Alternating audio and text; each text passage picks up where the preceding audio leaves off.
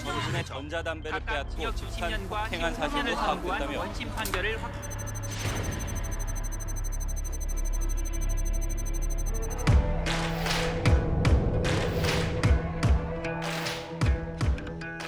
이번에는 다소 좀 무거운 이야기를 나눠볼까 합니다. 지난 13일 또 한 번 안타까운 사건이 있었습니다.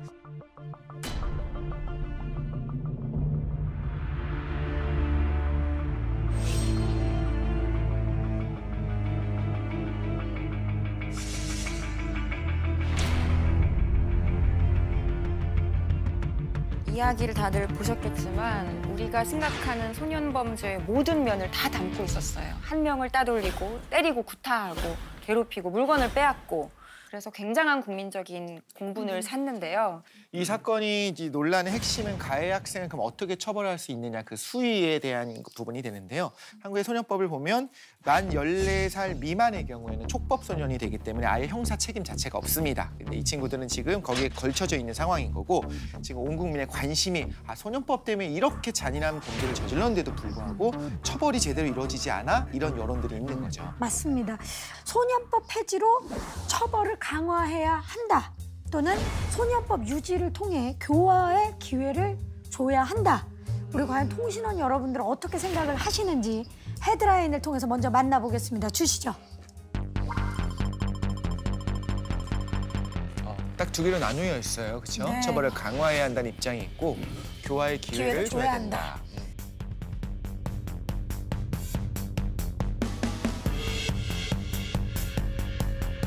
리시안 통신원. 네, 제가 좀 강화해야 돼. 강경한 조치를 찬성하는 쪽으로 되어 있는데 지금 제가 찾아보니까 소년법상 14세에 대한 기준을 보면 심신이 미약하거나 시비와 선악을 분별할 수 있는 능력을 갖추지 못한 자 이렇게 해석이 되어 있더라고요. 근데 제가 생각했을 때 오늘날 한국의 현실에서 14세 청소년들은 자기가 행동이 옳은지 그른지 선과 악인지는 충분하게 구별할 수 있다고 생각을 해요. 따라서 소년법상의 연령 제한하고 책임 수위를 조금 더 강화할 필요가 있지 않나. 피해자와 피해자의 가족은 상처를 받고 가만히 있어야 되는 그 현실이 좀 안타깝고 가슴 아프거든요.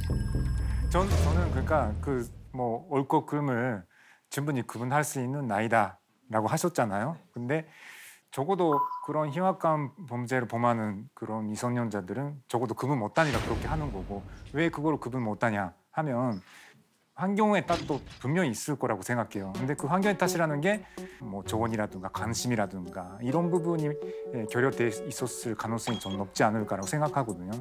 I think juvenile law is a good thing to protect kids because I do agree that their mind is not fully formed and that education is more important than repression. 근데 제가 하는 말이 에바하고 비슷한 게 교육도 중요해요.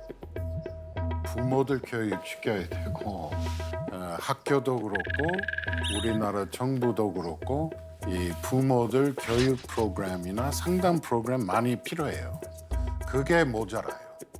그리고 지금 사실 범죄를 저질러도 처벌 수위가 없는 촉법 소년을 악용해서 총 80여 회에 걸쳐서 범죄 행각을 벌여온 10대 소녀도 있었다고 합니다. 상습범이 되는 거죠. 네, 심지어 경찰관한테 이렇게 얘기를 했대요. 처벌할 수 있으면 해봐라 라고 이야기를 했다고 합니다. 자, 그렇다면 I think that the first few crimes that she committed were a cry for help. Looking for somebody's attention, probably difficulty in fitting in and making friendships and developing an enjoyable social life. 이 말의 전제가요. 제가 생각할 때는 사랑을 못 받아서 그랬을 것이다. 관심을 사실 갈구하는 것이다. 맞죠. 그게 맞는 사람들이 95% 이상 될 거라고 생각을 해요. 그건 인정하는 분들이 많이 있을 거예요. 그런데 이렇게 그냥 악하게 보이는 사람들도 있는데 그런 사람들을 처벌하는 것 자체가 제도적으로 막혀 있는 게 문제가 아니냐는 목소리거든요, 사실. 자, 어떻게 생각하십니까? 지금 우리 독실 씨가 얘기한 거에 대해서. 네. 그러니까 반사회적인 그런 성향을 원래 가지고 있는 그런 사람이 있죠. 학생들조차도 있죠. 처벌할 수 없는 상황에 대해서. 근데 그런 사람조차도 나중에 성인이 되면서 예를 들어서 뭐 결혼하거나 이렇게 하면서 저 사람이 바뀌는 경우가 있거든요. 근데 그렇다면 아직 열 몇 살밖에 안 되는 사람한테 너는 뭐 범죄자다 이런 낙인을 주는 것이 오히려 또 그 앞으로 살아가는 그 인생을 완전히 범죄자로서의 그 길을 가게끔 하는 그런 악용을 한다 그러잖아요. 촉법이 되면서. 근데 저는 그걸 반복적으로 할 땐 그게 이미 몸에 습관이 되어 됐다고 생각하거든요. 그게 머리에 그런 인식이 붙은 다음에는 어진간한 교육을 받아서 저는 해결이 안 된다고 생각을 해요. 왜냐하면 해결될 사람이면 세네 번 아니면 한두 번이면 해결됐겠지. 그렇게 수십 번까지 안 가거든요. 이런 문제는 촉법이라고 해도 우리 성인들은 집행유예라는 게 있잖아요. 그것처럼 얘도 집행유예를 주는 거예요. 예를 들어서 12살에 촉법이 안 돼서 12살에 했다면 14살까지 계속 하는지 안 하는지 보고 해주면 걔가 조금 더 그동안에는 좀 저 자신을 단속하고 그러지 않을까. 학생들한테 선처를 하는 게 어느 만큼 도움이 될지. 도움이 되면 좋겠지만 반복적으로 하는 학생은 저는 힘들다고 생각을 저 해요. 아까 교육을 외쳤던 제프리 통신원. 앞으로 조금 더 신문제 우리가 토론했으면 좋겠는데 이게 진짜 골치 아파요. 근데 진짜 힘든 문제예요. 진짜 맞아요. 예, 미국 비슷한 법이 있는데 이 12살 이하는 아예 처벌이 안 되고 14살부터 17살까지 보통 범죄 같으면은 2년 이상 처벌 못 받는데 형사적으로. 근데 범죄의 내용에 따라서 심각하면 어른하고 똑같이 대접을 받아요. 그러니까 감옥도 들어가고 처벌도 받고 그래서 우리나라도 그런 예외 조항 필요하다고 생각합니다.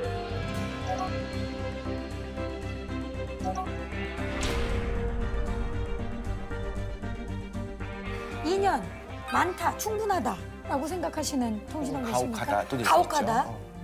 뭐 충분하다고 생각해.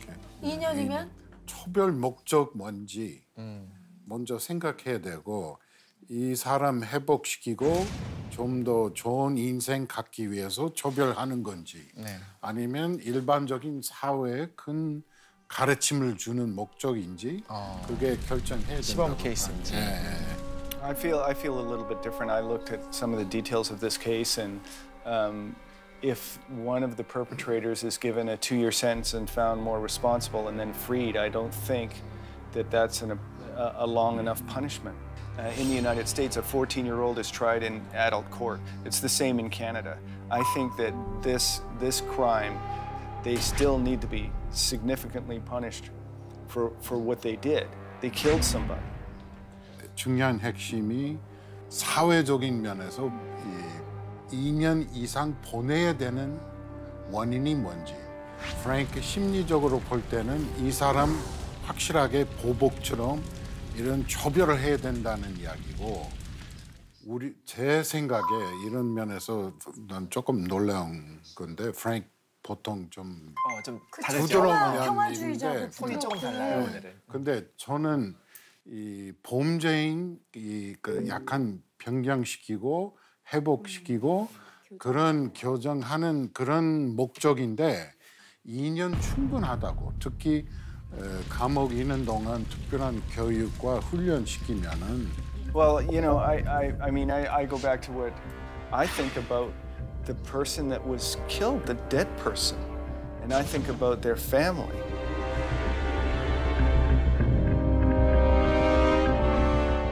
You know, as Jeffrey said, a kind of peacemaker philosophy on many issues, and I like to apply it to this one. I don't think a 2-year sentence matches up with murder. 근데 우리가 이 살인했던 청소년 감옥에 5년, 6년, 10년 집어넣으면은 걔는 다시 반복할 율이 높다고 생각해요. 기간이 더 기간, 길수록 희망도 없어지고 이 어린 나이 시절에. 그리고 앞으로 10년 동안 감옥에서 살아야 된다 그러면은 계속 10년 동안 범죄인들하고 지내는 거예요.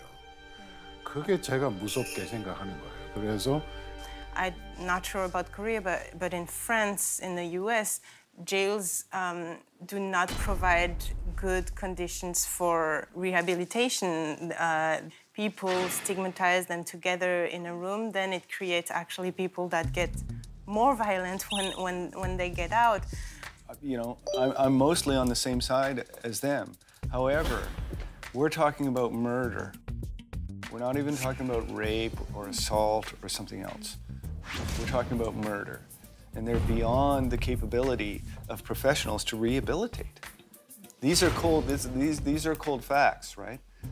I'm not saying they should have nothing. I'm not saying they should go back to school tomorrow. I'm saying they should be in a juvenile center with professionals. I completely agree and they with you. should be, excluded from society and treated. Yeah, I completely agree with you, but I think that treatment should take place over a span of time longer than 2 years. 그래서 프랭크 경우에는 크게 봤을 때 이 아이들이 회복시키고 다시 이 사회적인 인생 가질 수 있게끔 그게 우리 목적이고 그러면은 무겁게 처벌할 필요 없다고 봐요. We're on the same page. I totally agree with you. 그러니까 I don't think you're going to be able to do that in 2 years. 나는 할 수 있다고 봐요.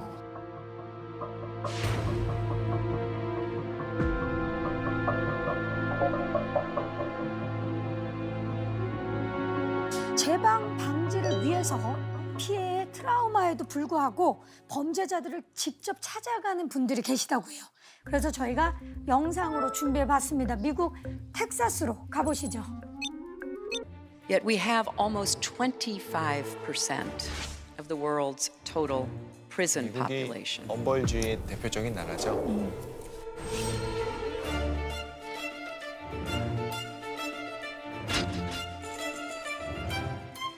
Parents teaching them to be criminals when they're 8, 9 years old. I want to be a good father, a good brother. Country does not deal with those people. They would rather put them in jail.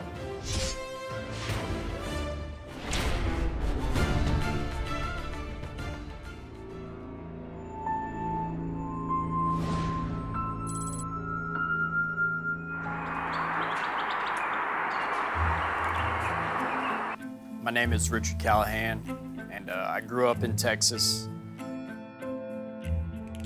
I grew up in a family of people who were drug addicts. Early on, when I was 19, I ended up going to prison. And from 19 to 27, I was in prison 3 times. My crimes were like criminal mischief and burglaries. I broke into houses, usually to feed my drug addiction. I didn't have money, so I would break into places and steal stuff and then sell the stuff to get drugs. And my family pretty much thought I was institutionalized, because by the time I was 27, I was back in prison with a 25-year sentence. 25년요.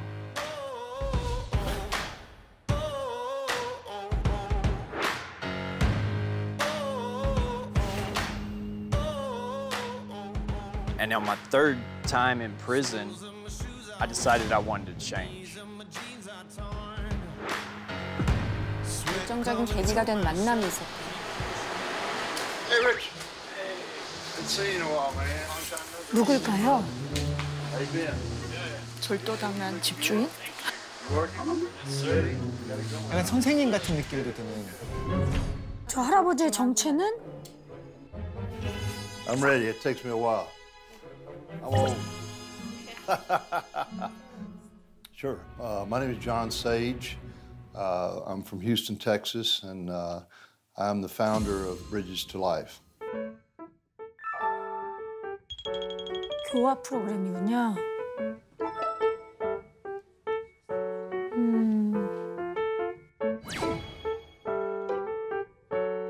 Probably about 30% of our volunteers have had a crime effects, what's called a victim volunteer. 피해자가 직접. In the prison, they can come in and tell this story. They talk about what happened and how it affected them and their family. And the paradox is they're telling it to people that did things like that. 실제 당사자는 아니네요. 비슷한 사례를 갖고 있는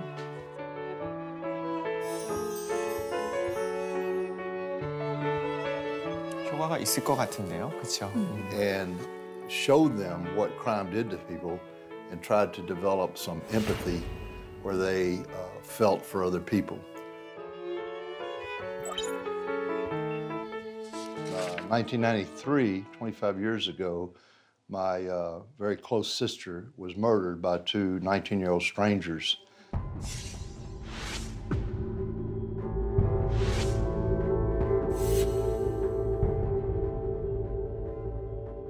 신문에도 크게 나왔던 사건이네요.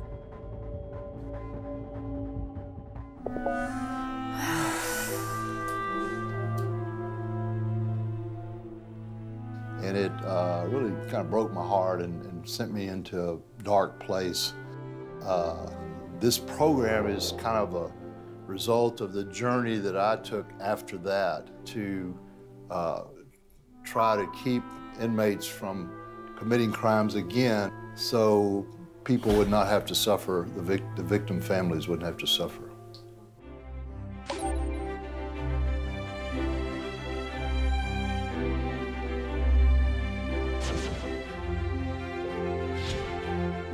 오, 확연히 줄었네요. 한의상이.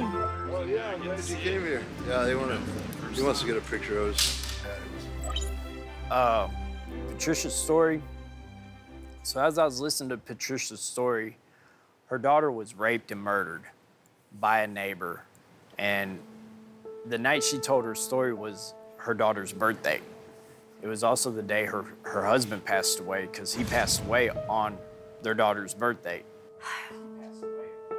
When her daughter was murdered, her daughter was wearing a necklace that her husband and her had given their daughter. It was a rose with a diamond in it. It was a rose pendant. And she wore it all the time. Well, while they were out one night, it was the night she wasn't wearing the necklace, she had left it at home. Their house was burglarized, and the necklace was stolen. And Patricia went on to tell us about how she had combed pawn shops in the Houston area for over a year just trying to find the necklace. 의미가 있는 She 목걸이니까. never did. And to hear her, it made me feel pretty low, you know? And I'd never really thought about it like that.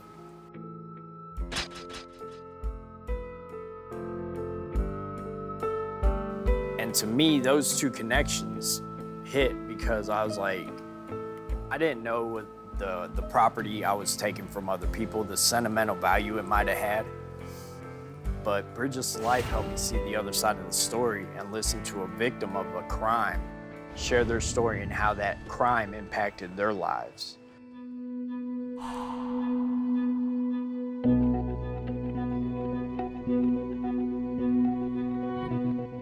I'm Ellen Benninghoven. Yeah, well, they're all, you know, they're all about him. And then, my father had been shot by a man.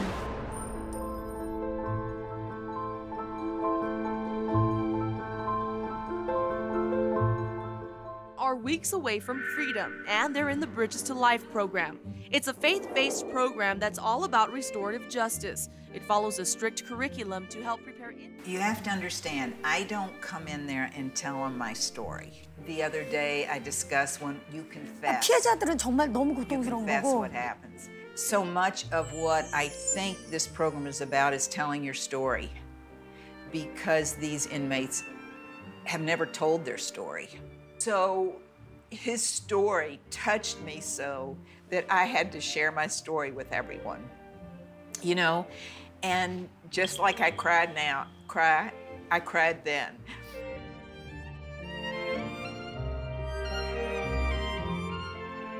I think that victims are as rewarded in this program as are the inmates. And of course, in helping them, I help myself. 자기 마음의 짐도 덜어놓는 거죠.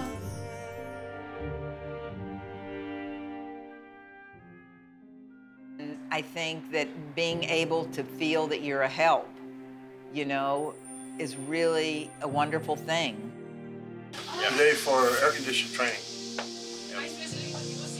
See y'all later. Come into the lunch. Yeah. We're gonna make sure we